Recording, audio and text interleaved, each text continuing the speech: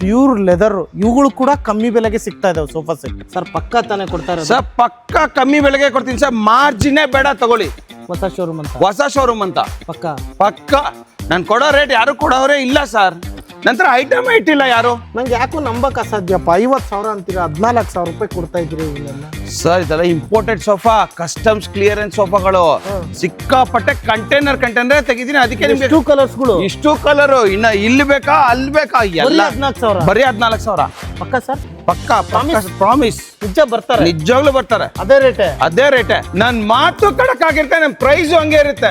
Office ಚೇರ್ಗಳು ಬೇಕಂದ್ರೆ collection ನೋಡಿ ಧೂಳು ಪಿಟ್ಟಾಗಂಗ್ ಕೊಡ್ತಾ ಇದಾರೆ ಒಳ್ಳೊಳ್ಳೆ ಪ್ರೈಸಿಗೆ. ಭೂಲೋಕಕ್ಕಲ್ಲ ರೀ, ಚಂದ್ರಲೋಕ ಹೋಗೋದ್ರೆ ಈ ರೇಟಿಗೆ ಸಿಕ್ಕಲ್ಲ.